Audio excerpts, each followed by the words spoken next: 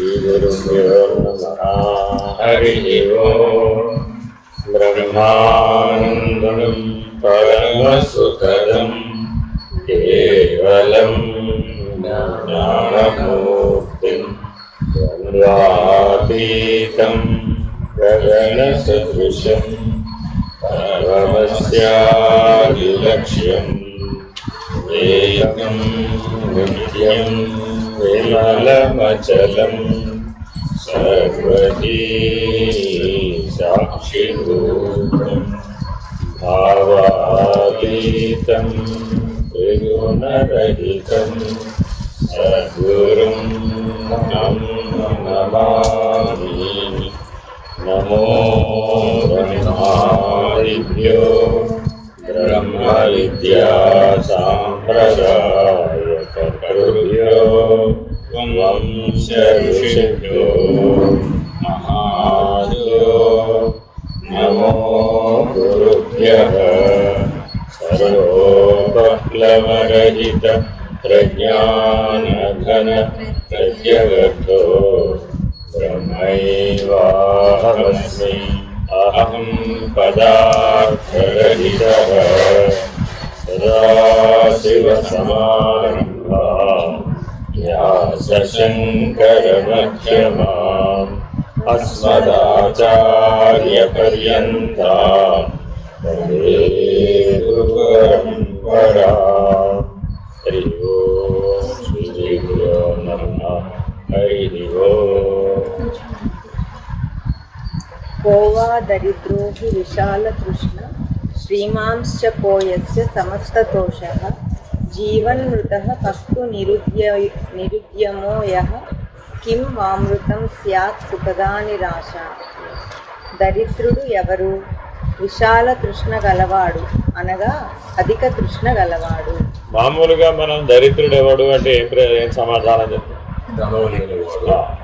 బ్రతకడానికి కూడా ధనం లేనడు. ఉత్తి ధనం లేనివాడు కాదు, బ్రతకడానికి కూడా ధనం లేనటువంటి వాడు. కానీ తత్వత మనం సమాధానాలని దేంతో చెప్పాలంటే, ఏ సమాధానం చెప్పినా వేదాంతంలో తత్వత చెప్పాలే కానీ భౌతికమైనటువంటి ఐహికమైనటువంటి దృష్టితో చెప్పరు. తత్వత దరిద్రుడు ఎవరై ఎందాక చెప్పాడు. వినంగ 4 మనల్ని బాధిస్తూ ఉంటాయి. అవి వాసన, స్వేచ్ఛ, ఇచ్ఛ, కామన, తృష్ణ. కాబట్టి ముక్తి ఎప్పుడు అని చెప్పి ముక్తి కూడా చెప్పేశాడు. ఏం చెప్పాడు? తృష్ణానాశమే ముక్తి. బంధం అనగా దగ్గర కూడా చెప్పాడు. అధిక తృష్ణ కలిగి ఉండటమే, అత్యాశ కలిగి ఉండటమే బంధం. అలా చెప్పి ఇప్పుడు దరిద్రుడు ఎవరయ్యా అంటే మళ్ళీ దానికే ముడిపెట్టాడు. ఎవరికైతే అనుభవించినప్పటికీ ఇంకా కావాలని అంటున్నాడు. అధిక తృష్ణ అంటే అర్థం ఏంటి? ఇప్పుడే భోజనం చేసావయ్యా, ఏమండి ఓ లడ్డూ తింటారా? పర్వాలేదులేండి ఇవ్వండి అన్నాడు. ఇప్పుడే కదయ్యా భోజనం చేసావు, పర్వాలేదులేండి లోపల ఎక్కడో చోట సర్దుకుంటుందిలేండి అన్నాడు. అదేదండి ఓ లడ్డూ సర్దుకోలేకపోవడం ఏమవుతుంది? పర్వాలేదు అన్నాడు. మరి ఇప్పుడు వద్దనాలా, తీసుకోవాలా, ఇంకా కావాలనాలా, అవసరం లేదనాలా? ఎక్కడికి గీత ఎక్కడ గీయాలి అని చెప్పారు. మానవుడు సహజంగా 3 పూట్ల ఆహారం స్వీకరించాలి. ఏ ఆహారం స్వీకరించాడో తర్వాత విషయం. మానవ శరీర నిర్మాణం ఎలా ఉంది అంటే 3 పూటల ఆహారం తీసుకుంటేనే అది నిలబడుతుంది. అయితే అభ్యాసవశాత్తు దాన్ని కొద్దిగా మార్పులు చేర్పులు చేయవచ్చు. ఎక్కడ మార్పులు చేర్పులు చేయాలి అంటే, 1 క్వాంటిటీ, 2 క్వాలిటీ. అంటే ఎటువంటి ఆహారం తినాలి అన్న దగ్గర మార్పులు చేయవచ్చు, ఎంత ఆహారం తినాలి అన్న దగ్గర కూడా మార్పులు చేయవచ్చు. కాబట్టి భోగి ఎలా భోజనం చేస్తాడు, యోగి ఎలా భోజనం చేస్తాడు, జ్ఞాని ఎలా భోజనం చేస్తాడు, సన్యాసి ఎలా భోజనం చేస్తాడు అంటే వారి వారి స్థితి భేదాన్ని బట్టి వారి ఆహార నియమం దాన్ని బట్టే చెప్పేయచ్చట. వాడు ఎవడనేది అన్నం తినే విధానాన్ని గమనిస్తే చాలట, వాడు ఎటువంటి వాడో చెప్పేసేయచ్చట. అందుకని పూర్వం గృహిణులు వడ్డించేటప్పుడే అతిథి ఎటువంటి వాడో గ్రహించేసేవాడు. దాన్ని బట్టి అతిథికి గౌరవం. అలాగేనండి. వడ్డించే వాళ్ళేమో ప్రతి వడ్డనకి తీసుకొచ్చిన ప్రతి అంశాన్ని మారి అడిగి వడ్డించాలి. ఏమంటే 2 సార్లు 3 సార్లు అడగాలట, ఏమంటే వడ్డించమంటారా. తినేవాడు ఎలా తినాలట? మారు అడగకుండా తినాలి. ఏమిటి దీంట్లో ఉన్న నియమం? వాళ్ళేమో మేము వడ్డిస్తామన్నారట, ఈయనేం చెప్పాలట? అవసరం లేదన్న, అవసరం లేదు. నే కాదమ్మా, అసలు తృష్ణ ఉందా లేదా నీకు తెలియాలి అంటే ప్రాథమిక నియమం ఏమిటంటే వాళ్ళు వడ్డిస్తానన్నారట, నువ్వేమనాలి? వద్దనా. అంటే అందుబాటులో ఉండి ఉన్నప్పటికీ నియమితమైనటువంటి పద్ధతిగానే నేను దాన్ని స్వీకరిస్తాను అనేటటువంటి నియమానికి బద్ధుడైన వాడెవడో వాడికి తృష్ణ అనేది లేనే లేదు. ఆ నియమానికి బద్ధుడు కాలేదండి, అప్పుడేమైంది? దొరికినప్పుడు 16 తినేస్తానండి, దొరకనప్పుడు ఏవీ తినకుండా ఒంటేలాగా ఉంటానండి అని అన్నాడు. మరి వాడు జ్ఞానం అవుతాడా? అలా ఎలా అవుతాడు? కాబట్టి ఒక పశువు వలె దొరికినప్పుడేమో విపరీతంగా తినేసిన తర్వాత నెమరేస్తానని అలాంటి లక్షణాలు ఏవి మానవుడికి వర్తించవు. ఆహారం స్వీకరించేటప్పుడు అందుకని మనకేం చెప్పారు? యుక్తాహార విహారస్య యుక్త చేష్టస్య కర్మసు యుక్త స్వప్నావబోధస్య యోగో భవతి దుఃఖ. నీకు దుఃఖం ఎక్కడి నుంచి వస్తుందయ్యా? యుక్తమైన ఆహారము యుక్తమైన విహారము లేకపోవడం వలన దుఃఖం వస్తుంది, అంతే తప్ప దుఃఖ కారణం వేరేది లేనే లేదు. అంతే. అయుక్తమైన ఆహార స్వీకరణం అయుక్తమైన విహారం చేయడం వలన నీకు దుఃఖం వస్తుంది. ఏమిటి యుక్తం అంటే ఇక్కడ నీ లక్ష్యం ఏమిటి? అసలు ఆహారాన్ని స్వీకరించే ముందు నీ లక్ష్యం ఏమిటి అని ప్రశ్నించుకోవాలి. అది ఆహారాన్ని స్వీకరించడం కాదు, వైశ్వానర యజ్ఞం చేయడం. అది యజ్ఞం, భోజనం కాదు. కాబట్టి యజ్ఞం చేసేప్పుడు ఎంత పవిత్రంగా చేస్తారో నువ్వు కూడా అంతే పవిత్ర భావనతో భోజనం చెయ్యాలి. మొదటి నియమం మౌనేన భోక్తవ్యం. ప్రారంభించిన దగ్గర నుంచి ఉత్తరోపాసన పట్టే వరకు మాట్లాడకూడదు. భోజనం చేసేప్పుడు ఎన్ని మాట్లాడుతున్నాం? అయిపోయింది, అంతా అక్కడే పోయింది. మొదటి నియమేమో పోయింది. అర్థమైనా? మౌనేన భోక్తవ్యం హితమేన భోక్తవ్యం. ఎంత తినాలయ్యా? నీకు ఎంతవరకు హితమో అంతే తినాలి. ఎంత హితము నీకు అంటే చెప్పాడు. నీవు మహాబంధం గనక తెలిసిన వాడు అయి ఉంటే ఆ మహాబంధం నిలుపుకోవడానికి సరిపడినంత ఆహారాన్ని మాత్రమే తీసుకుంటావు. సమాధినిష్ట కనుక నీకు అనుభవంలో ఉంటే ఆ సమాధినిష్ట నిలబడడానికి కావలసినంత ఆహారాన్ని మాత్రమే తీసుకుంటావు. సమాధినిష్టలో నిలకడ చెంది ఆహారాన్ని స్వీకరిస్తావు. భోజనం చేసి లేచేటప్పటికి నీకు సమాధినిష్ట రావాలి, అంత సులభంగా రావాలి, అంత సులభంగా ఉండాలి ఆహారం. అందుకని ఆయన సాత్విక ఆహారం అని, రాజసిక ఆహారం అని, తామసిక ఆహారం అని అనేక రకాల వివరాలు అంతా మనకు భగవద్గీతలు ఎడమర్చి చెప్పారు. ఎంత చెప్పినా నువ్వు ఎంత స్వీకరించాలి? ఇప్పుడు ఒక్కసారి ట్రైన్కి వచ్చేయడంతే తినాలి. అప్పుడు ప్రాణం నువ్వు ఎక్కడ నిలబడమంటే అక్కడ నిలబడు. ప్రాణ మనస్సుల్ని ఆజ్ఞాచక్రంలో నిలబెట్టమంటే నిలబెట్టగలుగుతున్నావా? ఎందుకు నిలబెట్టలేకపోతున్నావు? అధోముఖ ప్రాణం ఎందుకు అయిపోతుంది అంటే ఆహార సేవనం ఎక్కువైపోతుంది, అందువల్ల వాటిని నిలబెట్టలేదు. అందుకని ఆహారం స్వీకరించడం దగ్గర నుంచే ఈ తృష్ణా పిశాచం పట్టుకుంటుంది. ఈ ఆశ అనేటటువంటి పిశాచం ఎటువంటిదయ్యా అంటే భోజనం చేయడం దగ్గర నుంచే ప్రారంభం అవుతుంది. కూర్చో ప్రశాంతంగా, వీరు అర్జెంటుగా ఏమైపోయింది? ప్రశాంతంగా కూర్చో. చెప్పింది విని ఆచరించడానికి నమస్కారం. అర్థమైనా? చెప్పింది విని ఆచరించకపోతే ఆ నమస్కారం ప్రయోజనం లేదు. అర్థమైనా? కాబట్టి దీనికి ఆశాపిశాచానికి ఎక్కడ గీత గీయాలట? నీ లక్ష్యాన్ని బట్టి గీత గీయాలి. కాబట్టి చాలా జాగ్రత్తగా వినియోగించాలి. ఆహారాన్నైనా విహారాన్నైనా లేదా మనసునైనా సరే. మనసును వినియోగిస్తున్నామా లేదా? ఈ ఆశాపిశాచం దేన్ని పట్టుకుంటుంది? శరీరాన్నా, ప్రాణాన్నా, మనసునా? మనసునే పట్టుకుంటుంది. కాబట్టి చింత కలిగిస్తుంది. విహారం అంటే అన్ని ఇంద్రియాల ద్వారా నువ్వు స్వీకరించేటటువంటి అనుభవ జ్ఞానమే విహారం. కర్మేంద్రియ, జ్ఞానేంద్రియ, ప్రాణేంద్రియ, అంతరేంద్రియ, విషయేంద్రియములు 5 25. ఈ 25 ఇంద్రియముల ద్వారా నీకు అనుభవం కలుగుతుంది. అది మొత్తం విహారమే. జ్ఞాత స్థానం నుంచి మిగిలిన 24 అన్నింటి మీద విహారం చేసేస్తున్నావు. అర్థమైందా? నీ ప్రజ్ఞ ఆ జ్ఞాతస్థానంలో ఉండవలసింది, మిగిలిన 24 మీద తిరిగి వస్తుంది, అది విహారం. మరి ఆ విహారం చేసేటప్పటికి దానికి ఏమైంది? అనుభవం కలుగుతుంది, ఒక అనుభూతి కలుగుతుంది. ఆ అనుభూతి ఎటువంటిది అయి ఉండాలంట? సమాధినిష్ట అయి ఉండాలి. ఆ విహారం సమాధినిష్టే అయి ఉండాలి, ఆ విహారం పరమాత్మనిష్టే అయి ఉండాలి. అలాంటి విహారాన్ని నువ్వు స్వీకరించాలి. మనం ఇప్పుడు వినోదానికి చేస్తున్నామా విహారం? సమాధినిష్ట కోసం చేస్తున్నామా? విహారయాత్ర అని పెట్టారండి, దాంట్లో ఏముంది? అంతా వినోదమే, అందులో సమాధినిష్ట ఇది. ఇప్పుడు శ్రీశైలం క్షేత్రం విహారయాత్ర అయిందంటావా, తీర్థయాత్ర అయిందంటావా? నిజంగా యోగులు మహానుభావులు నివసించే తపోభూమి అయిందంటావా? అన్నీ ఓ చోట కనపడాలా, అన్ని రకాలు ఓ చోట కనపడాలా. ఎందుకని? నీ దృష్టిని బట్టి, దాన్ని ఎట్టా వినియోగించుకుంటున్నాం అన్న దాన్ని బట్టి. కాబట్టి ఎవరికి ఉత్తమ ఉపయోగమైన క్షేత్రంగా క్షేత్ర మహిమ ఎరిగి ఒక రాత్రి లోపల నీకు సమాధినిష్ట ప్రాప్తిస్తుందట. ఒక పొద్దున, ఒక పగలు, ఒక రాత్రి కనుక గడిపితే ఆ గడిపే సమయం లోపల నీకు సమాధినిష్ట వచ్చేస్తుంది. అంతటిది క్షేత్ర మహిమ. మరి ఆ స్థితిని పొందారా? మరి పొందకపోతే మరి అప్పుడు ఆ క్షేత్రం నీకేం ఉపయోగపడ్డది? ప్రయోజనశీలం కాదు కదా. ఎందుకని? ఆ దృష్టి లేదు నీకు, ఆ ఉపాసన లేదు, ఆ జీవన విధానం లేదు, మరి ఆ తపస్విగా జీవించే లక్షణాలు లేవు. కాబట్టి తప్పక మానవులు ఆ ఆశా తృష్ణ లేదా తృష్ణ అనేటటువంటి ఆశా పిశాచిని ఈ విహార నియమంతో కట్టడి చేయాలి. అందుకని యమనియమ ఆసన ప్రాణాయామ ప్రత్యాహార ధ్యాన ధారణ సమాధులు లేని వాళ్లకు క్షేత్రములు ఏమీ ఉపయోగపడవు. అష్టాంగ యోగ అభ్యాసం లేనటువంటి వాడికి క్షేత్రములు నిరుపయోగము అని చెప్తున్నాడు.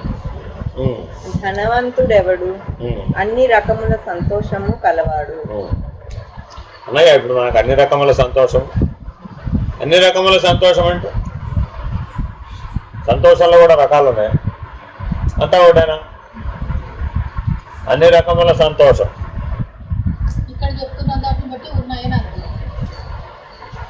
భగవద్గీతలో కూడా చెప్పాడు కదా, సాత్విక సుఖము, రాజసిక సుఖము, తామసిక సుఖం.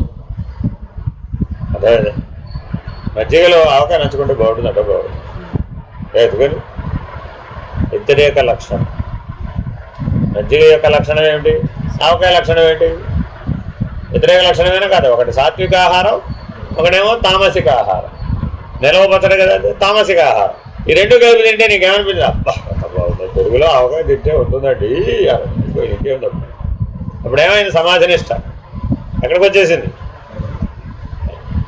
కాబట్టి సుఖాన్ని, ఎటువంటి సుఖాన్ని అపేక్షించాలి నువ్వు? సమాధినిష్టలో ఉన్న సుసుఖం. సమాధినిష్టలో కూడా సుఖం ఉందండి, దాని పేరు ఏమి సుఖం అంటే సుసుఖం. ఆ సుఖాన్ని అపేక్షించేవాడే ధనవంతుడు. వాడికి అన్ని రకాల సంతోషాలు ఉన్నాయి. వాడికి సాత్విక సుఖం ఉన్నది, రాజసిక సుఖం ఉన్నది, తామసిక సుఖం కూడా ఉన్నది. కానీ వాడు ఎప్పుడు ఏ నిష్టలో ఉన్నాడు? సమాధి నిష్ట కింద నిలిచి సుసుఖాన్ని అనుభవిస్తున్నాడు. అదే ఉత్తమ సుఖం. వాడే ధనవంతుడు, మిగిలిన వాళ్ళందరూ దరిద్రుడు. వాస్తవమునకు జీవించి ఉండి కూడా మరణ సమానుడెవడు? పురుషార్థహీనుడు. అంటే అర్థమేంటి? ఏ మానవుడు పుట్టింది మొదలు పోయే వరకు, జనన నుంచి మరణం దాకా ధర్మార్థ కామ మోక్షాల సాధన నిమిత్తమే మానవ జీవితం. ఆ 4 కనుక నువ్వు సాధించకపోతే నువ్వు జీవించి కూడా మరణించిన వాడవే. ఆ 4 తత్వ దృష్టితో వివరిస్తాను. అర్ధకామములు అనగా ఏమి? మానవ జీవితంలో శరీరంతో పుట్టాడండి. పుట్టిన పిల్లవాడు శైశవావస్థలో ఉన్నాడా లేదా? ఆ శైశవావస్థలో ఉన్న పిల్లవాడికి ధర్మం ఏమిటి? వాడికి వేరే అధర్మం ఆచరించే అవకాశం ఉందా? నెలల పిల్లవాడు ఉన్నాడండి, వాడు ఏమైనా అధర్మాచరణ చేసే అవకాశం ఉందా? లేదుగా. ఎందుకని? వాడికి ఇంకా విషయ వికాసం కలగలేదు కాబట్టి, ఇంద్రియ వికాసం కలగలేదు కాబట్టి. ఇప్పుడు వాడికి అర్ధకామాలను అన్వయం చేయవచ్చా? చేయలేవుగా. అంటే సంవత్సరం వయసు వచ్చే వరకు కూడా నీకు ఏ రకమైనటువంటి అర్ధకామాలతో నీకేం పని లేకుండా. సంవత్సరం దాటిన దగ్గర నుంచి చూడండి, తనకి ఇష్టమైన ఆహారమే తింటాడు. తల్లి పెట్టిన ప్రతి ఆహారం తినడం. సంవత్సరం లోపల మాత్రం తల్లి ఏం పెడితే తినేస్తాడు. సంవత్సరం దాటగానే మొహం తిప్పేస్తాడు, తిన్నట్టాడు. మరి ఇప్పుడు వాడిలో ఇష్టాయిష్టములు పనిచేస్తున్నాయా లేదా? మరి ఇప్పుడు అప్పుడు అర్థకామాలు పనిచేస్తాయా పనిచేయవా? కాబట్టి ఈ అర్థకామాలు అనేవి ఇష్టాయిష్టములతో ముడిపడు. అదేదండి, ఒక కోరిక కలిగింది, ఫలానాదే తినాలి. వాడు క్లియర్ కట్గా సంవత్సరం దాటగానే అమ్మ చెయ్యి పట్టుకెళ్ళి బిస్కెట్ డబ్బా చూపిస్తాడు, అదే కావాలి. వాడికి తెలుసు ఆ డబ్బా అక్కడ పెట్టు, తీసుకెళ్ళి క్లియర్ కట్గా చూపెట్టి అదే కావాలని అడుగుతుంది. వాడికి మాట రాదు, భాష లేదు. కానీ ఇప్పుడు మరి వాడికి తెలుసా తెలియదు, ఇప్పుడు కామం పనిచేస్తుందా లేదా? అయితే కామం మంచిదేనా కాదా? సరైనదైతే మంచిది. మా ఇల్లు అంటుకోకుండా ఉంటే మంచిదేనన్నట్టు. ఇల్లు అంటుకోవడం మా ఇల్లు అంటుకోవడం ఏముంది? కామం అనేటటువంటిది అగ్ని, ఆ అగ్ని కాల్చుతుంది. అయితే ధర్మం అనేటటువంటి రక్షణలో ఉండి కనుక నువ్వు ఆచరిస్తే దాన్ని నువ్వు జాగ్రత్తగా పనిముట్టుగా ఉపయోగించుకోవచ్చు. ఇప్పుడు ఇంట్లో వంట చేస్తున్నావు కదా, అగ్ని లేకుండా వంట చేయటం లేదుగా. కానీ మరి ఆ అగ్నిని జాగ్రత్తగా వినియోగిస్తున్నావా లేదా? అదే అజాగ్రత్తగా వినియోగిస్తే ఇల్లు అడ్డుకు. కాబట్టి ఆ కామం అనేది పొయ్యిలో మంటలాగా ఉండాలి. ఎంత ఉండాలయ్యా అంటే వంట చేయడానికి ఉపయోగపడే పొయ్యిలో మంట అంతే ఉండాలి, అంతకు మించి దాంతో పని లేదు. అంత మేరకే దాన్ని నియమించి వినియోగించడం ధర్మం. ధర్మం అనగా ఏమి? ఈ అర్థకామాలను నియమించడమే ధర్మం. దేని దృష్ట్యా నియమించాలి అంటే తత్వజ్ఞానం దృష్ట్యా నియమించాలి. ఇంకో కోరిక ఉండాలి. ఏమిటది? పరార్థమైనటువంటి మోక్షమును పొందాలి అనే కోరిక ఉండాలి. ఎందుకని? కోరికలలో కల ఉత్తమమైన కోరిక కాబట్టి. సరే, మరి ఆ కోరికను తీర్చడానికి అర్థం కావాలా వద్దా? మరి ఇంద్రియ అర్థం అంటే ఏమిటి? మీ దృష్టిలో డబ్బు కాదు, ఇంద్రియార్థములే అర్థం. ఇంద్రియముల యొక్క విషయములు ఉన్నాయా లేవా? వాటిని ఇంద్రియార్థములు అంటారు. అంటే శబ్దస్పర్శ రూపరస గంధాలయందు ప్రవర్తించాలా వద్దా? ఇంద్రియాలు ప్రవర్తించాలి. కానీ ఏ దృష్టితో ప్రవర్తించాలి? మోక్షం అనే దృష్టితో ప్రవర్తించాలి. దాని అర్థం అన్నా. అర్థం అంటే సంపాదన కాదు, మామూలు భౌతికంగా నీ ఎవరయ్యా. ఇప్పుడు అందుకే చెప్పి తత్వత అర్థం అంటే ఏమిటంటే ఇంద్రియములు ఇంద్రియార్థములందు పనిచేయుట అర్థము. అవి ఎందుకు సృష్టించబడ్డాయి? ఆయా విషయములందు ప్రవర్తించడానికి. ఆయా విషయములందు ప్రవర్తించాలంటే అవి స్వయంగా ప్రవర్తించగలుగుతున్నాయా? కామం అనే సహాయం లేకుండా అవి ప్రవర్తించలేవు. మరి కామం అనే సహాయాన్ని దాన్ని దేంతో జోడించాలట? మోక్ష పురుషార్థం అనే లక్ష్యంతో కలిపి జోడించాలట. అప్పుడేమైంది? ఈ ఇంద్రియములు ఇంద్రియార్థములందు ప్రవేశించినవి, శబ్దస్పర్శ రూపరసగంధాలను అనుభవించినవి మోక్షం దృష్ట్యా. అప్పుడేమైంది? చెవులు వినడానికి పనికొస్తాయండి, మోక్షానికి ఉపయోగపడేవే విను. వినడానికి దివ్యేంద్రియం ఉపయోగపడిందండి, మాట్లాడడానికి కూడా ఉపయోగపడిందండి. మోక్ష లక్ష్యంతోనే మాట్లాడి ఒక్క మాట కూడా వృధా మాట మాట్లాడు. ఆయన మాట్లాడే మాటలలో ఈ మాట తీసేద్దామండి అంటే ఏం తీసేయాలో తెలియదు, యథాతథంగానే రాయబడి. మహాభారతం వ్యాసుడు చెప్పాడండి, వినాయకుడు గారు రాశారండి, ఇది అందరికీ తెలుసు కదా. మరి యథాతథంగా రాశాడంటావు, తీసేసాడట. ఒక్క అక్షరం కూడా తీయడానికి లేదట. అలా చెప్పాడు వ్యాస భగవానుడు. అందుకని ఆయన వ్యాస భగవానుడు అన్నాం. మరి మనం చెప్పే రోజువారీ మాట్లాడే మాటలలో ఎన్ని గ్రంథస్థం చేయొచ్చు అంటావు? భవిష్యత్ తరాల కోసం ఉన్నాయటవా? ఏది? మరి మనం భగవంతులని చెప్పుకోవాలనే మనకు అర్హత ఉందటవా? ప్రతి జీవి హృదయంలోనూ ఈశ్వరుడు ఉన్నాడు. కానీ నువ్వు మాట్లాడే మాటలు నీ ఇంద్రియార్థముల యందు ప్రవేశించినప్పుడు నీకు ఆ భగవతత్వం అనుభవంలో లేదు, ప్రయోజనశీలం కాలేదు అప్పుడు. కాబట్టి చాలా జాగ్రత్తగా ఇంద్రియములను ఇంద్రియార్థములను ప్రవేశపెట్టాలి. మోక్ష పురుషార్థం నిమిత్తమే నేను నా ఇంద్రియాలను ఇంద్రియార్థములందు ప్రవర్తింపచేస్తున్నాననే నియమానికి వాటిని గురి చేయాలి. దానికే ఇంద్రియ నిగ్రహం అని పేరు. కాబట్టి జాగ్రత్తగా ఈ ధర్మార్థ కామాలను మోక్ష పురుషార్థ లక్ష్యంతో ఎప్పుడైతే వినియోగిస్తావో అప్పుడు ఇది ఏ వయసు నుంచి వినియోగించాలంటావు? 8 ఏళ్ల వయసు కల్లా నీకు అన్నీ నీ స్వాధీనం అయిపోయినాయి, నీ ఇంద్రియాలన్నీ వికసించినాయి అప్పుడు. అందుకే బాల్యం 8 ఏళ్ళకి అయిపోయిందని.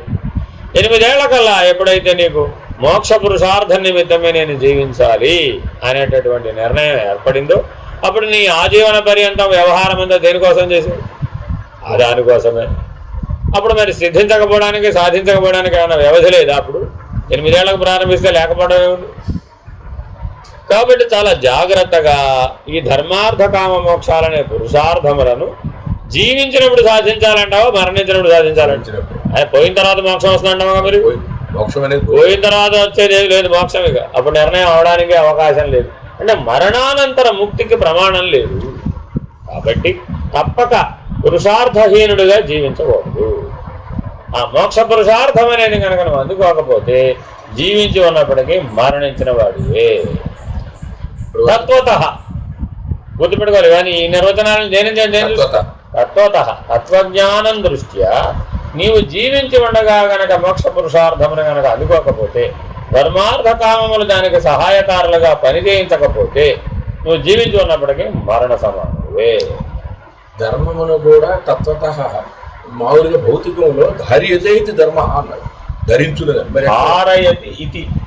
ధారయతి ఇది ధర్మ. అంటే నీవు ఈ భూమి మీద ఉన్నావు కదా, భూమి నిన్ను భరించాలా అక్కర్లేదా? నువ్వు భూమి మీదగా ఉన్నావు. భూమి నిన్ను దేన్ని బట్టి భరిస్తున్నాయి అంటే నీ ధర్మాచరణను బట్టి భరిస్తున్నాయి. అధర్మాచరణ చేసేవాడిని భూమి భరించదు. ఆ ధర్మం సృష్టిలో ఉన్నాడు. మరి నీ శరీరం నువ్వు ధరించావు కదా, నీ శరీరాన్ని ఎవరు ధరించారు? నువ్వేగా ధరించింది. మరి ఆ శరీరాన్ని ధర్మ నిమిత్తమే వినియోగించడం కోసమని ఆ నేను తెచ్చుకున్నాను. తల్లి గర్భంలో ఆ శరీరాన్ని తయారు చేసుకుని ఏ నిమిత్తం తెచ్చుకున్నావు? ధర్మాచరణ నిమిత్తమే ఆ శరీరాన్ని ధరించి నువ్వు వచ్చావు బయటికి. నీలో ఉన్న నేను జీవుడేగా. ఆ జీవుడు ఈ శరీరాన్ని ధరించి ఎలా వచ్చాడు? ధర్మాచరణ నిమిత్తమే అని తెచ్చుకున్నాడు. అప్పుడే ఆ తల్లి సహకరించిందట. అందుకే భూదేవి కూడా తల్లే, నీకు జన్మనిచ్చిన తల్లి కూడా తల్లి.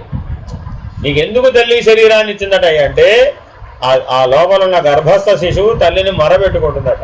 అమ్మా, నేను ధర్మాచరణ చేస్తాను, మోక్ష పురుషార్థం కొరకు జీవిస్తాను, నాకు సరైనటువంటి శరీరాన్ని అనుగ్రహించు అని గర్భస్థ శిశువు తల్లిని ప్రార్థించడం వలన తల్లి నిద్రపోతున్నప్పుడు గర్భస్థ శిశువు శరీర నిర్మాణం జరుగుతుంది.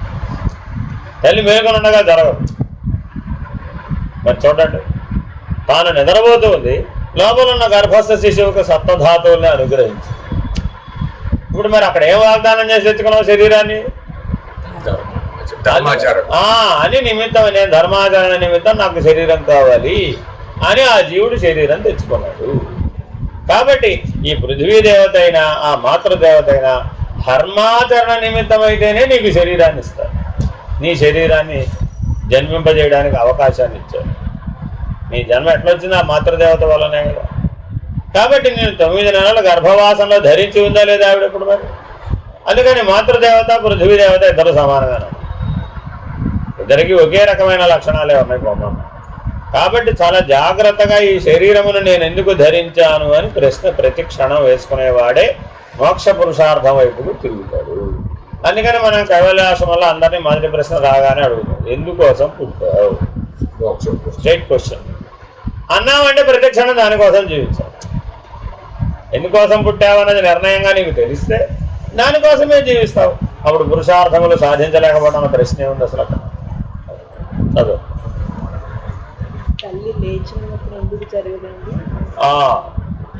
తల్లి నిద్రపోతున్నప్పుడు తల్లిలో ఉన్నటువంటి జీవుడు మేలుకొని ఉంటాడు. ఆ జీవుడు గర్భస్థ శిశువుతో ఉన్నటువంటి జీవుడితో సంయోగ వియోగాలను పొందుతాడు. అప్పుడే గర్భస్థ శిశువు యొక్క జీవుడి యొక్క అవసరాలు ఏమిటో ఈ జీవికి తెలుస్తుంది. దాన్ని బట్టి ఆ అవసరాన్ని బట్టి ఈవిడ శరీరాన్ని సమకూరుస్తుంది. అది సూక్ష్మ శరీరంలో జరిగేటటువంటి సంయోగ వియోగాలు. మరి నువ్వు నిద్రపోతున్నప్పుడు నీ సూక్ష్మ శరీరం నిద్రపోవట్లేదు, అది మేలుకొనే ఉంటుంది. స్థూల శరీరం నిద్రపోతుంది. అందుకని గర్భస్థ శిశువు, అందుకని డాక్టర్ దగ్గరికి వెళ్ళినప్పుడు ఏమంటారు? ఏమన్నా నువ్వు నిద్రపోయినప్పుడే వాడు నిద్రపోతున్నాడా, నువ్వు మేలుకున్నప్పుడు నిద్రపోతున్నాడా గమనించావా అని 4వ నెలలో తల్లి వెళ్ళగానే అడుగుతారు. ఈ మాట ముందు తెలియదు, 4వ నెలలో అడుగుతారు. ఆ రాత్రిపూట కదులుతున్నట్టు తెలుస్తుందండి, నేను నిద్రపోతున్నాను కానీ వాడు తిరుగుతూనే ఉన్నాడంటే. పగలపూట అంతగా తెలియట్లేదండి అంటది 4వ నెల. మరి ఇప్పుడు ఎవరెవరు తిప్పుతున్నారంట? ఈవిడే ఆయన తిప్పుతుందంటావా, వాడే తిరిగి వీడిని అడుగుతున్నాడంటావా? అందుకని అందులో ఉన్న జీవుడు ఇందులో ఉన్న జీవుడు నిద్రావస్థలో కావలసినటువంటి సమాచార వినియోగం, పదార్థ వినియోగం మీద దృష్టి పెట్టి కావాల్సిన పదార్థాలన్నీ సమకూర్చుకున్నాడు. ఇప్పుడు ఎంతకీ గర్భస్థ శిశువు ఉంగరాల చుట్టూ ఉండాలంటావు అక్కర్లేదు. ఎలా ఏర్పడింది? మరి ఏర్పడటం లేదా? అలా తయారైంది. తల్లే తయారు చేసిందా? తల్లి పాత్ర అక్కడ నిమిత్త మాత్రం, అంతేనా కదా? కాబట్టి చాలా జాగ్రత్తగా ఆలోచించాలంటే సృష్టి సంవిధానాన్ని. అందుకని నేను ధర్మాచరణ నిమిత్తం నాకు ఇటువంటి శరీరం కావాలి అనే డిమాండ్ ఆ జీవి దగ్గర ఉంది. ఆ డిమాండ్ని ఆవిడ ఫుల్ఫిల్ చేస్తుంది నిద్రపోతూ. అందుకని ఆవిడ మాతృదేవత. నువ్వు నిద్రపోయినా కూడా నేను ఈశ్వరుడు నీ నిద్రలో కాపాడుతున్నాడు. నీ నిద్రలో నేను కాపాడుతున్నవాడు ఎవడు? ఈశ్వరుడే. తల్లి నిద్రపోతున్నా గర్భస్థ శిశువుని కాపాడుతున్నవాడు ఈశ్వరుడే. మరి నాకు రక్షణ లేదట. నేను నువ్వు రక్షించుకోలేని దశలో గాఢ నిద్రావస్థలో శరీరం శవమైన స్థితిలో నువ్వు పడుకున్నట్టు నేను రక్షణ కాపాడుతున్నవాడు ఈశ్వరుడు. కాబట్టి చాలా జాగ్రత్తగా ఈ శరీరాన్ని వినియోగించాలి. ఇది ధర్మ సాధనమే కానీ, శరీర మాధ్యంఖలు ధర్మ సాధనమే కానీ, మోక్ష సాధనమే కానీ ఇతరత్ర కాదు. కాబట్టి శరీరానికి ఏం అని పేరంటే ధర్మ సాధనం, మోక్ష సాధనం. కాబట్టి పురుషార్థములందు ధర్మమునకు మోక్షమునకు ఎంతో ప్రాధాన్యత ఇవ్వబడి, అందులో ముఖ్యంగా మానవుడు. కాబట్టి జాగ్రత్తగా తత్వత అర్థం చేసుకోవాలి. అమృత మేధగును సుఖమునిచ్చు నిరాశ అనగా ఆశారాహిత్యము. అమృతం అంటే అర్థం ఏమిటి? ఆశ లేకపోవడం. అమృతం కానీ అది ధాత్వార్థం. సంస్కృత శబ్దానికి ధాత్వార్థమని, భావార్థమని, శబ్దార్థమని రకరకాల అర్థాలు ఉంటాయి. కాబట్టి దాని యొక్క తత్వత అర్థం ఏమిటి? ఆశ లేనివాడే అమృత స్వరూపం. అంటే అర్థం ఏమిటి? ఇప్పుడు ఈ క్షణంలో నీ శరీరం పడిపోతుందండి, నీకేది స్ఫురణకు రావాలి? నేను అమృత స్వరూపుడను కదా, నాకు మరణం ఎక్కడ అనే స్ఫురణ కలగాలి. అప్పుడు వాడికి ఆశ కలిగే అవకాశం ఉందా? ఈశ్వరుణ్ణి ఏం ఆశ పెట్టి నువ్వు లొంగ తీసుకోగలుగుతారంటావు? ఏమంటే ఈశ్వరుని ఏమైనా ఆశ పెట్టి లొంగ తీసుకోవచ్చా? కుదరదా? ఆయన చైతన్య స్వరూపం. ఆయన దగ్గర లేనివి ఏమన్నా అసలు నువ్వు ఇవ్వడానికి? ఆశ అంటే అర్థం ఏంటి? నువ్వు మా ఇంటికి రావాయా, నీకు నవరత్నాలతో ఉంగరం చేయించి పెడతాను, లేకపోతే మా ఇంటికి రావాయా, అది చేస్తాను, ఇది చేస్తాను, అదే ఆశ అంటే. ఈశ్వరుని కూడా లొంగ తీసుకోవడానికి వీలవుతుందట? లేవు కదా, లేవు కాబట్టి. కాబట్టి ఆశాపాశ విముక్తుడెవడో వాడే ఈశ్వరుడు, వాడే అమృత స్వరూపుడు. కాబట్టి ఎప్పుడూ నువ్వు ఆశాపాశ విముక్తుడిగా జీవిస్తే నువ్వు అమృత స్వరూపుడే. కాబట్టి ఈశ్వర లక్షణం అది. ఆశారాహిత్యం అనేది ఈశ్వర లక్షణం. కాబట్టి సదా దేంతో జీవించాలంట మానవుడు? ఆశారాహిత్యముతో జీవించాలి. అప్పుడు నువ్వు అమృత స్వరూపుడు. వివరణ. ఇహ చేదవేది అథ సత్యమస్తి న చేది హావేది మహతి వినష్టి. కేనోపనిషత్తు. ఈ జన్మమందు స్వస్వరూపమైన ఆత్మను, సర్వవ్యాపకమైన పరమాత్మను ఒకటిగా తెలుసుకొనినచో అతనికి సత్యమైన బ్రహ్మానందము కలుగును. ఈ జ్ఞానము కలగనిచో గొప్ప వినాశనము సంభవించును. కనుక ఉపనిషత్తుల ఘోష ఆత్మజ్ఞానమును పొందుట గాని తీరని కోరికలను ప్రాపంచిక విషయములపై పెంపొందించుకున్నటకు కాదు. చాలా మంది ఏమంటున్నారు? ప్రతిదానికి శాస్త్రం చెప్పింది, ఉపనిషత్తుల్లో చెప్పారు, వేదంలో చెప్పింది అనే అర్థంతో ప్రాపంచికమైన విపరీతార్థాలకే అవకాశాన్ని చూపిస్తున్నారు. కానీ అవి ఎప్పుడు అలా చెప్పలేదు. ఎవరు వచ్చారు?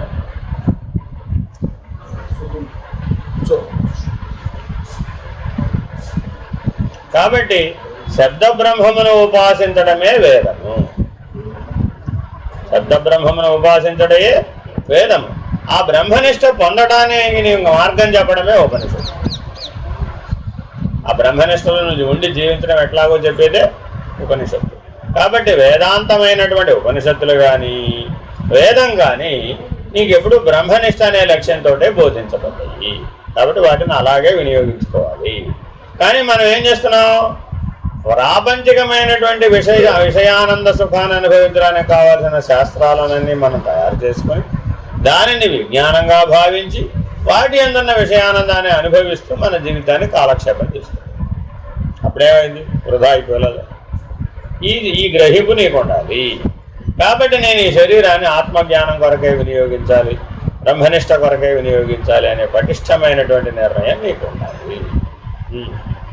వేదములన్నీయు గీతలన్నీయు ప్రపంచమును అనిత్యముగానే చాటుచున్నది.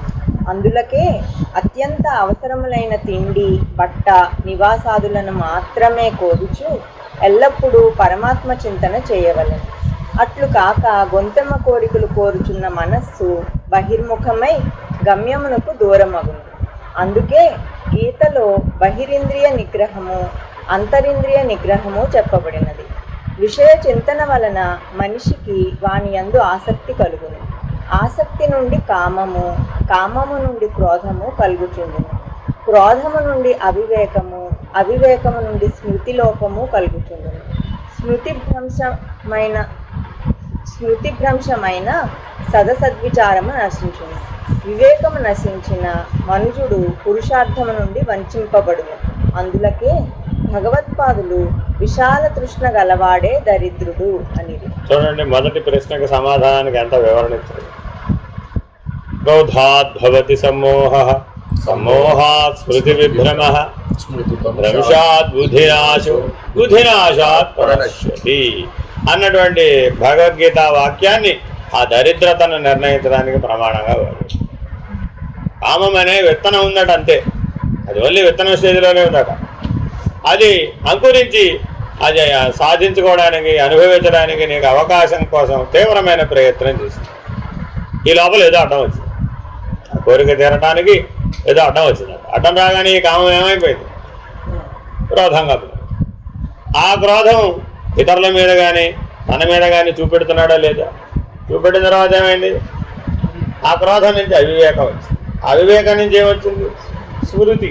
నేను ఆత్మస్వరూపుడు, నేను బ్రహ్మస్వరూపుడు అనేటువంటి జ్ఞానంగా అసలు మరుపు, స్వరూప జ్ఞానం అంతా స్మృతి లోపం కలిగి.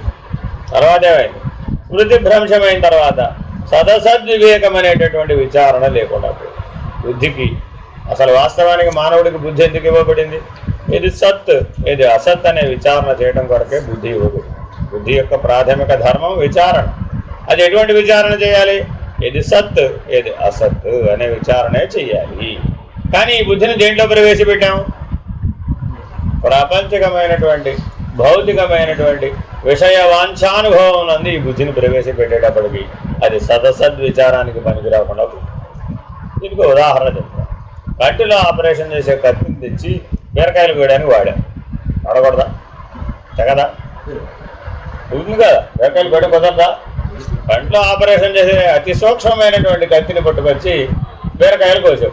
మళ్ళా కంట్లో ఆపరేషన్ చేయడానికి పనికిరాదు.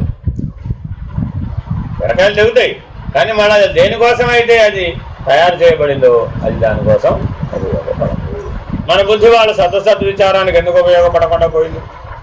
దాన్ని తెచ్చి బీరకాయలు వాడారు. కాబట్టి చాలా జాగ్రత్తగా ఉండాలి. వివేకము నశించిన మనుజుడు పురుషార్థం అనే దాంట్లోంచి బయటకు వచ్చేస్తుంది. ధర్మార్థ కామ మోక్షములందు అనే పురుషార్థములో మోక్ష పురుషార్థమును సాధించాలి అనేటటువంటి పరిమితి లక్ష్యంలో నుంచి బయటకు వచ్చేస్తుంది.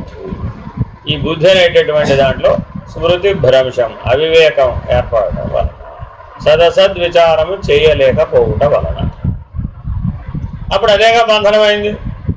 అదే బుద్ధి సదసద్విచారం చేసింది, అప్పుడు బంధమే లేదు. కాబట్టి బుద్ధిని ఎప్పుడు ఏ స్థాయిలో నిలవాలంట? వ్యవహరించేటప్పుడు సదసద్విచారం అనే స్థితిలో నిలుపు. అప్పుడు నీకు మోక్షార్థం లభిస్తుంది. ఎవరైతే ఈ రకంగా చేయలేరో వారే దరిద్రులు. ఏది దొరికినా దానితో సంతోషించువాడు, శీతోష్ణాది ద్వంద్వరహితుడు, లాభాలాభముల యందు సమబుద్ధి కలవాడు అయిన పురుషుడు విహిత కర్మలను లేక స్వాభావికమగు శరీర రక్షణకు అవసరమైన కర్మలను ఆచరించినను బంధనములో పడడు. ఇది గీతోక్తి. గీతలో ఏది దొరికినా దానితోనే సంతోషించుమని చెప్పినారు. అట్లే ఇక్కడ భగవత్పాదులు అన్ని రకముల సంతోషము కలవారే ధనవంతులని చెప్పినారు. లాభ సంతుష్టౌ అనే గీతావాక్యాన్ని స్మృతి చేసుకోవాలనుకున్నాడు. ఏది లభిస్తే దానితోనే సంతృప్తి. దాన్ని ఉద్దేశించే శంకర భగవత్పాదులు యతి పంచకం చెప్పారన్నమాట. మూలంతరో కేవలమాశ్రయంతః భిక్షాశనాదిక్షు పరిభ్రమంతః కౌకీనవంతః కరుభాగ్యవంతః. మరి నేడు యతులు అని చెప్పుకునే వారందరూ యతి గీత ప్రకారం, యతి పంచకం ప్రకారం ఉంటున్నారు అని విచారణ చేసుకోవాలి. మూలందరూ కేవలం ఆశ్రయంత. ఆశ్రమం ఎంత ఉండాలయ్యా? చెట్టు మొదలు ఎంత ఉందో అంత ఉండాలి. కూర్చోడానికి ఓ చెట్టు మొదలు సరిపోతుంది కదా, ఆ చెట్టు మొదలు ఎంత ఉందో అంతే ఉండాలట ఆశ్రమం. మరి ఎంత కట్టాం? మరి అప్పుడు అది ఆశ్రమం ఎంత కావచ్చు? ఎత్తులు నివసించే ఆశ్రమం అది కాదు. ఎత్తులు నివసించే ఆశ్రమం ఎంత ఉంటుంది? ఒక చెట్టు మొదలు ఎంత ఉందో అంతే ఉంటుంది. తర్వాత ఎత్తులు భిక్షే చేస్తారు, భోజనం చేయరు. ఇదేనా కదా? ఆశ్రమం దేని కొరకయ్యా? ఎత్తులకు భిక్ష పెట్టడం కోసం. అది అప్పుడు ఆశ్రమం అవుతుంది. వచ్చిన వాళ్ళందరికీ పెడతానన్నావు, అప్పుడు అది సత్రం అవుతుంది. అన్నదానం రెండు రకాలండి. ఎత్తికి మాత్రమే భిక్షాటన కొరకు నియమించబడింది, అది ఆశ్రమం. అర్థమైందా? అదే వచ్చిన వాళ్ళందరికీ, అడిగిన వాళ్ళందరికీ పెడతానన్నావు, అప్పుడేమై అది. ఇప్పుడు ఆశ్రమాల పేరిట మనం ఏం నిర్మాణం చేస్తున్నాం? అది ఆశ్రమం కాదుగా. మరి ఎతికి ఆశ్రయం కల్పించడం కోసమని ఆశ్రమం కట్టాం, ఎతికి భిక్ష పెట్టడం కోసమని అన్నదానం ఏర్పాటు చేసుకున్నాం. చివరికి ఎతికి బదులు ఎవరు వస్తే వాడికి పెట్టడం, ఎవరు వస్తే వాడికి ఆశ్రయం ఇవ్వడం చేసి అప్పుడు అది ఏమైపోయింది. అందుకని మీరు చూడండి, దేవాదాయ ధర్మాదాయ శాఖలలో ఆశ్రమాలు ఉండవు, సత్రాలే ఉంటాయి. ఏ దేవస్థానంలో కూడా ఆశ్రమాలు ఉంటాయా? ఉండవు, అన్నీ సత్రాలే. ఎందుకని? కాదనకుండా రమ్మంటాడు ఎవరైనా సరే, కాదనకుండా పెడతాడు. కానీ మరి ఇవాళ మనం ఋష్యాశ్రమాల కింద పేరుగాంచినటువంటి ఆశ్రమాలన్నీ కూడా ఎవరికి ఆశ్రయం ఇస్తున్నాయి? ఏది అప్పుడు సత్రం అయిపోయింది. ఎత్తులకే ఇవ్వాలి అంతే, మిగిలిన వాళ్ళకి ఇవ్వకూడదు అనే నియమాన్ని పెట్టుకోవాలి. అందుకని చాలా జాగ్రత్తగా ఏది దొరికితే దానితో సంతృప్తమయ్యేటటువంటి వాడే యతి. అంతేనండి. ఇంతకీ స్వామివారికి పట్టుబట్టలు పెట్టాలా? ఎతికి పట్టుబట్టలతో పని ఏమిటండి? పట్టుబట్ట గురించి ఆలోచించాడంటే ఎతి అవుతాడంటావా? అది. అందుకని చాలా జాగ్రత్తగా ఎత్తి పంచకాన్ని అర్థం చేసుకోవాలి. ఇంకో ఉదాహరణ చెప్తారండి. భగవాన్ రమణ మహర్షి కౌపీనధారి కదా, మరి కౌపీనం జీర్ణం అయిపోయింది. ఏం చేయాలి ఇప్పుడు? అంతేనా కాదా? మరి ఆయన ఏమో ఏది రెండవది అంటే ఒకటి ఉంది కదా, జీర్ణం అయిపోతే రెండవది ఉంచుకుందామనే లక్షణం ఆయనకి లేదు. మరి ఇప్పుడు ఏం చేయాలి? ఆయన దగ్గర ఒకటే ఉంది, అదేమో చిల్లులు పడిపోయింది. ఇప్పుడు ఏం చేయాలి? పరిష్కారం ఏమిటి? చుట్టుపక్కల ఉన్న వాళ్ళు ఏం చేయాలి? ఆయన అడగాలి. ఫస్ట్ పాయింట్ ఆయన అడగాలి కదా. ఆయన అడగంటే ఎవరు ఏం చేయలేరు, నియమం అది. వారు అడగరు, ఇప్పుడు ఏం చేయాలి? ఎదురుచ్చాలాభ సంతుష్టవు, దానంతటది వస్తే తప్ప ఆయన అడగడు. అది అటువంటి వాడు ఏతి. ఇప్పుడు ఎలా చెప్పాలట, ఎలా ఎలా అని మదన పడుతున్నారట. సహస్రాక్షుడు చిరిగిపోయాడురా అన్నారట ఎవరితో. ఆ కౌపీనానికి ఏం పేరు పెట్టాడు? సహస్రాక్షుడు చిరిగి, అంటే 1000 బొక్కలు పడ్డాడు దానికి. అందుకని చమత్కారంగా చెప్పారట, ఈ సహస్రాక్షుడు జీర్ణమైపోయాడు రా అన్నారట. మరి ఇప్పుడు స్వామివారికి వాళ్ళు ఇవ్వదలుచుకుంటే పట్టు వస్త్రాలు ఇవ్వలేరా? కానీ ఆయన స్వీకరిస్తేగా. కౌపీనం తప్ప మరొక దాంతో పనే లేనటువంటి వాడు, అంటే అంత సామాన్యంగా జీవించేవాడే యతి. అంతేగాని కనీసం ఒక 5-6 గదులన్నా లేకపోతే అలాగండి అన్నాం అనుకోండి, అప్పుడు ఎవరు అయిపోయా, అప్పుడు సన్యాసివి కాదు. చదవండి. మన ప్రస్తుత పరిస్థితికి పూర్వకర్మలు కారణమైతే రాబో జన్మకు ఇప్పటి కర్మలు కారణమగును. అందుకే భవిష్యత్తును వర్తమాన కర్మల ద్వారా చక్కదిద్దుకొనవలెను. Very very important. అజాగ్రత్త సోమరితనములకు అవకాశం ఇవ్వరాదు. కార్యసిద్ధి ప్రయత్నం వల్లనే లభించును. గాలిలో మేడలు కట్టినా లభించవు. ఉద్యమరహితముగా నిద్రించు సింహము నోటిలోనికి జంతువులు వాటంతటా అవే ప్రవేశించవు కదా. అందుకే ఎల్లప్పుడూ అభ్యాసము చేయవలెను. పోరాటమే జీవనము కనుక లక్ష్యమునకై ఉద్యమించువాడే నిజంగా జీవించువాడు.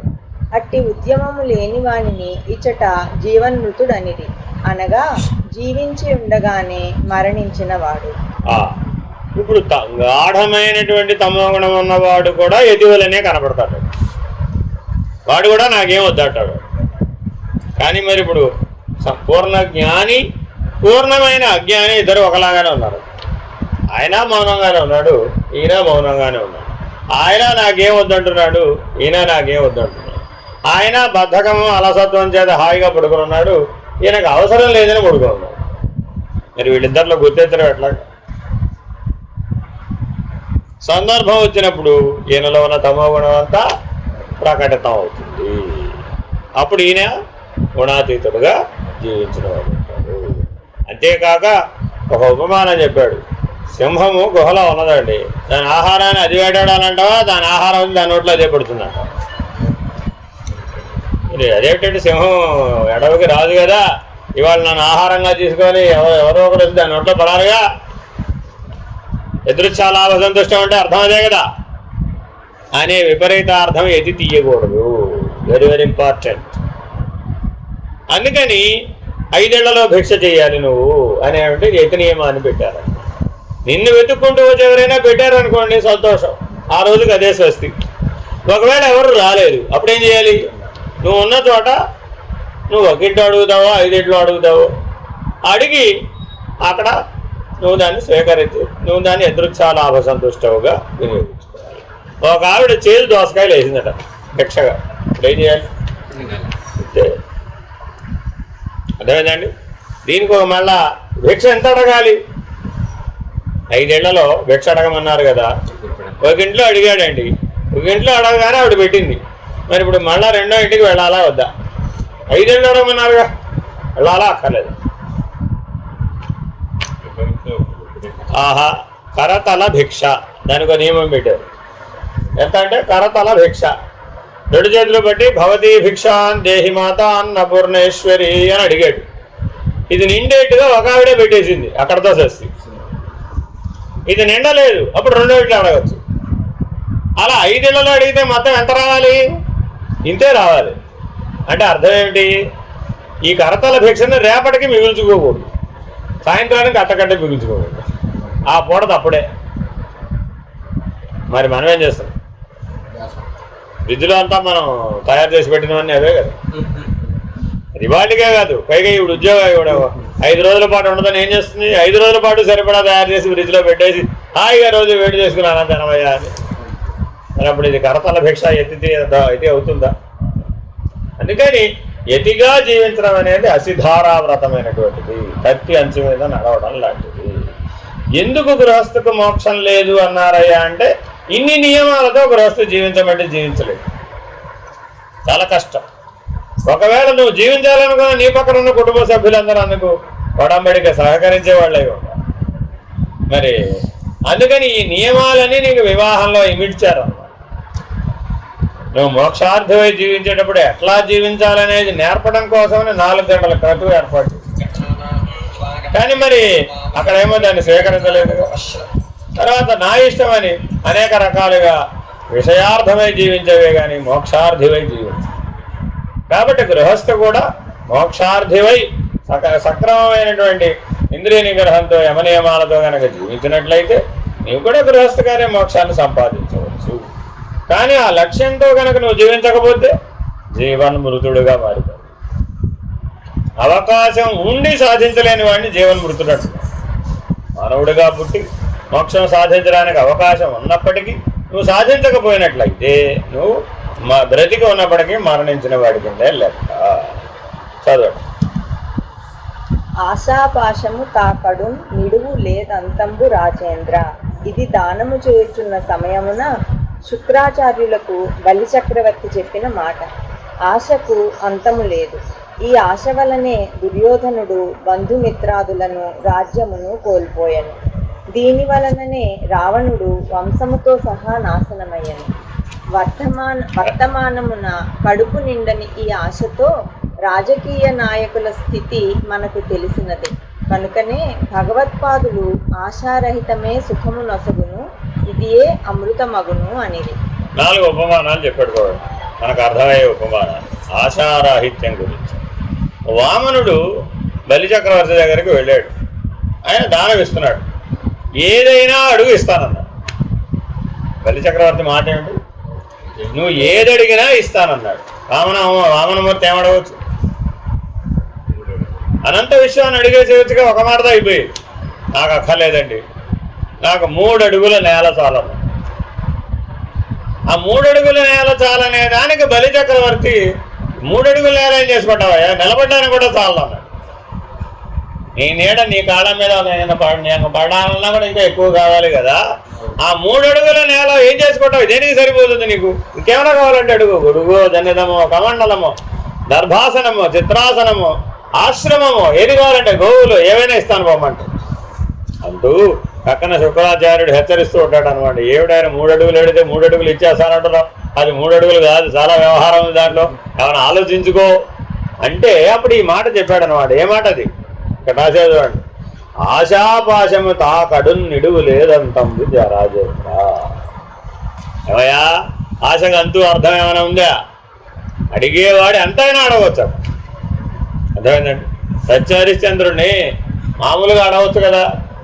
విశ్వామిత్రుడు ఏమడిగాడు? బలిష్టమైన మనిషి బలమైన కొండంత ఏనుగుపై నిలబడి ఒక రత్నమును ఆకాశములోకి విసిరివేస్తే ఎంత ఎత్తు వెళుతుందో అంత రత్నముల రాశి ఇవ్వమన్నాడు.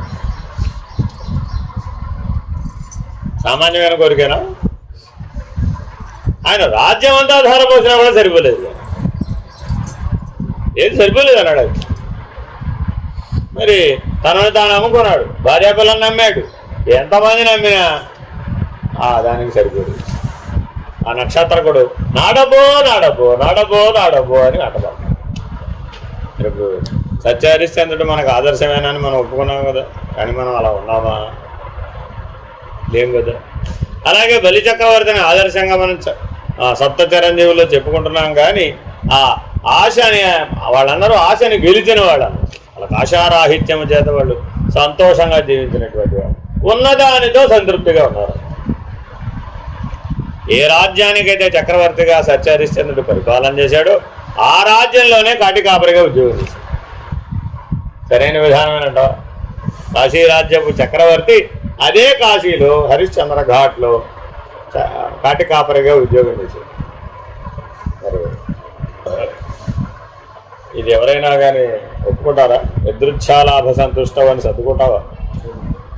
మరి 3 అడుగుల నేల ఇస్తే అడిగితే ఈయన కూడా ఏం చేశాడు? 3 అడుగుల నేల కదా ఇస్తా పోవాలి.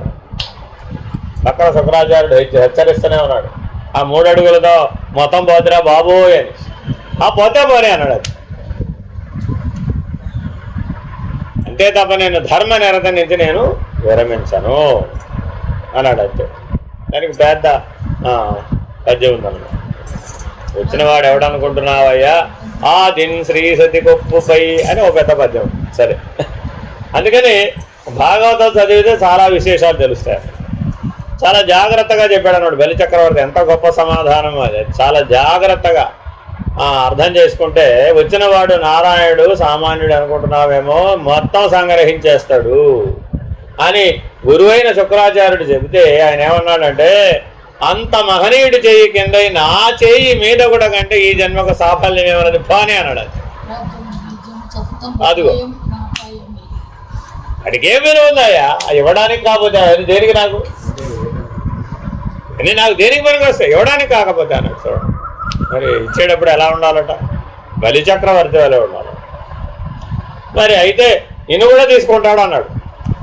నీవే నాదే కాదయ్యా, నిన్ను కూడా గ్రహించేస్తాడు ఆయన. సర్వమును హరించడు హరి, నిన్ను కూడా పోతే పోయాయి అన్నాడు. అంతే, అవన్నీ పోయినాయి, నేను మాత్రం పోతే ఏమిటంటాడు.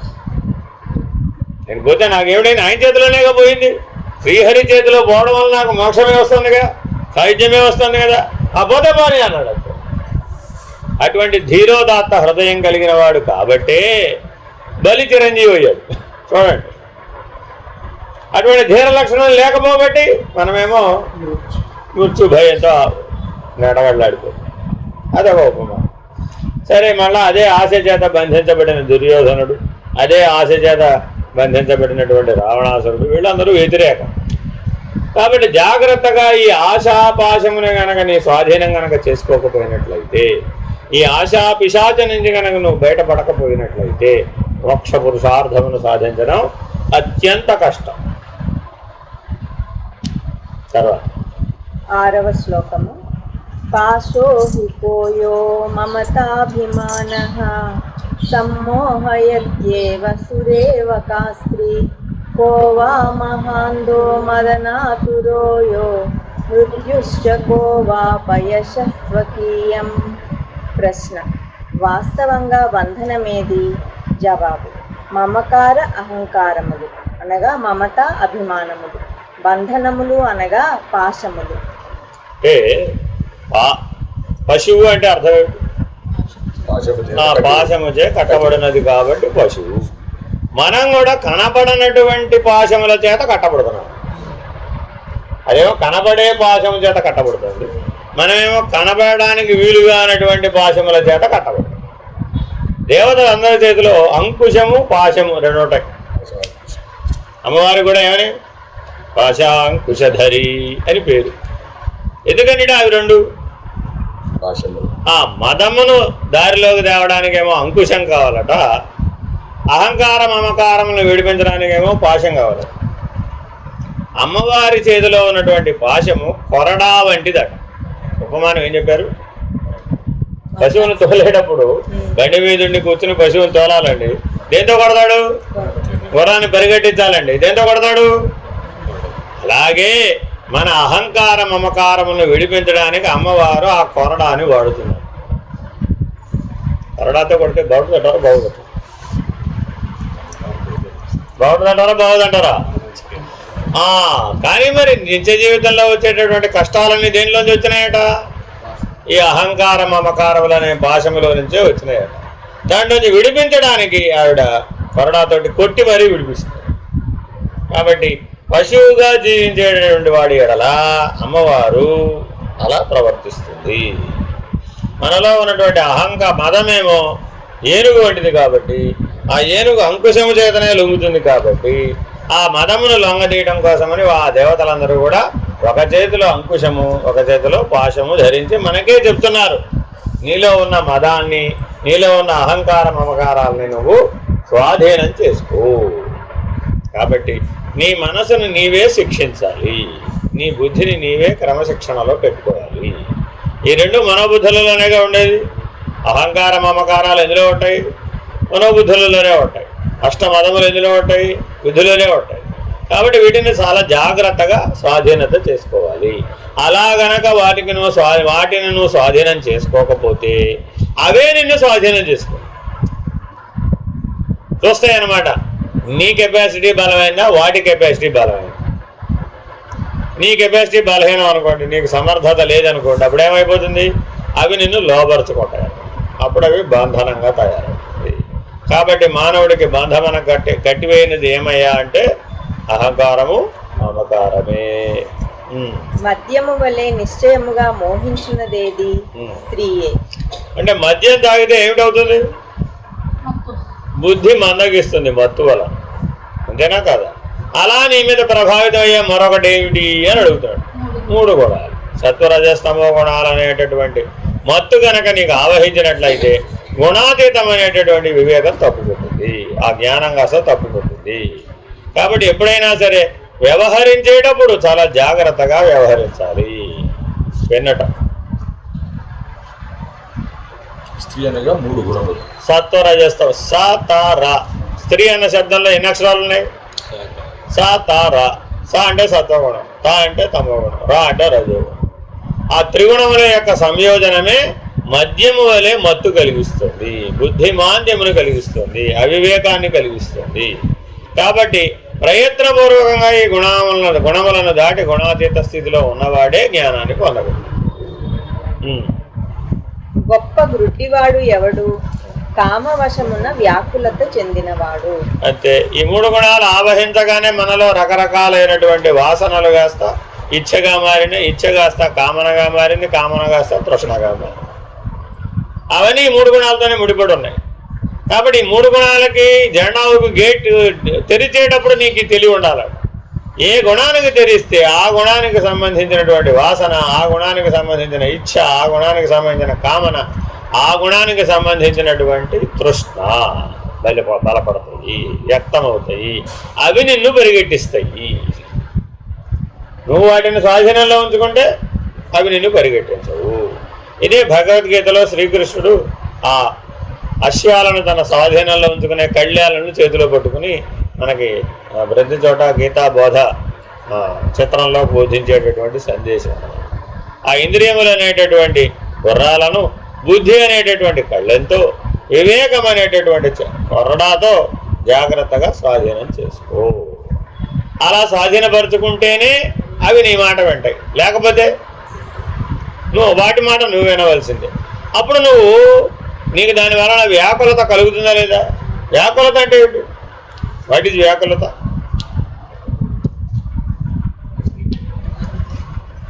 వ్యాకులత అంటే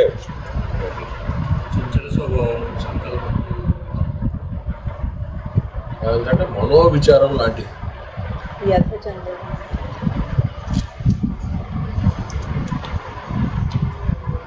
ఏదో ఒక పీడన వశాన నీకు ఛాతీ మీద ఒక కురుపు వచ్చిందటయ్యా. ఏదో కారణం చేత ఛాతీ మీద కురుపు వచ్చింది. నువ్వు ఏ పని చేస్తూ ఉన్నా కూడా ఆ కురుపు నిన్ను బాధకు గురి చేస్తుందా లేదా? పనులు చేసుకుంటూనే ఉంటావు, కానీ అది నిన్ను బాధిస్తూనే ఉంటుంది. అవునా కాదా? డిస్టర్బ్ చేస్తూనే ఉంటుంది, నిన్ను దృష్టి సరిగా నిలపనివ్వదు. పరీక్ష రాయడానికి వెళ్ళాడండి, మరి ఇప్పుడు ఈ బాధతో పరీక్ష రాయగలుగుతాడా? సరిగా రాయలేడు. ఏ పని చేసినా ఆ పనిలో కొరవబడేటట్లుగా చేస్తున్నాడు, తగ్గింపు, నీ సామర్థ్యాన్ని తగ్గించేటట్టుగా చేస్తున్నట్ట. మనోవ్యాకులత. ఆ వ్యాకులత అన్న లక్షణం దేని పట్టుకుంటుందని అంటే మనసును పట్టుకుంటుందట. అంటే మనసును ఏకాగ్రం చేయడానికి అడ్డం వస్తుంది. వ్యాకులత అంటే అర్థం ఏంటి? నీ లక్ష్యం మీద నువ్వు దృష్టి నిలపడానికి అడ్డంగా నిలబడుతుంది. కాబట్టి ఆ కామం అనేటటువంటి కోరిక నీ మనసును ఏకాగ్రపరచడానికి పరమాత్మయందు కానీ, స్వరూపమునందు కానీ, ఆత్మజ్ఞానమునందు కానీ, మోక్ష పురుషార్థమునందు కానీ నీ మనసును ఏకాగ్రపరచడానికి అడ్డుగా నిలబడుతుంది. వ్యాకులతమైనటువంటి మనస్సు ఏర్పడుతుంది. మృత్యువేది తన యొక్క అపకీర్తియే మృత్యువు. వివరణ: పరమేశ్వరుడు ఈ సృష్టి గావించి అతి సుందరమైన మానవ దేహమును సృష్టించి వాని హృదయములో మమతాభిమానములు ఉంచెను. దీనివల్ల జీవుడు పరమేశ్వరుని నుండి దూరమగుచున్నాడు. ఎవరికి వారే యమునా తీరే అని అందరికీ తెలుసు. అయినను మమత వలన భార్యాపుత్రులయందు మమకారము పెంచుకొనుచున్నాడు. అభిమానము వలన దేవునికి దూరమై సంసారంలో చిక్కుకొనుచున్నాడు. చైతన్య మహాప్రభువులు జీవిత లక్ష్యమును ఈ విధముగా నుడివిరి.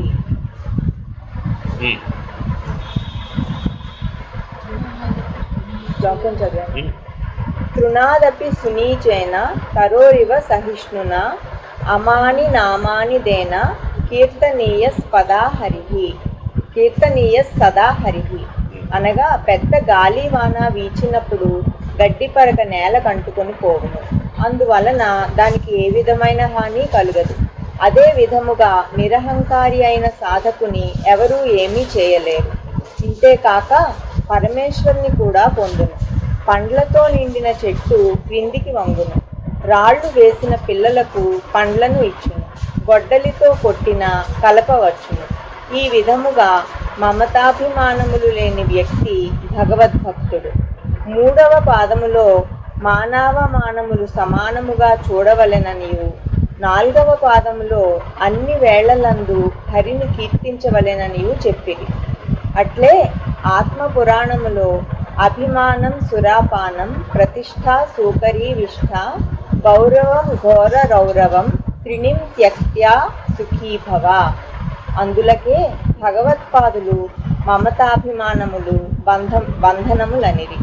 వీరి వలననే మనస్సు బహిర్ముఖమై మోహములో పడి స్త్రీని పొందుటకై తహతహలాడును. గీతలో కృష్ణ పరమాత్మ ఈ కామమునే మహాశనో మహాపాత్మ అనిది. అనగా తృప్తి పరుపరానిది, అతి ఉగ్రమైనది, పాపరూపమైనది కామము.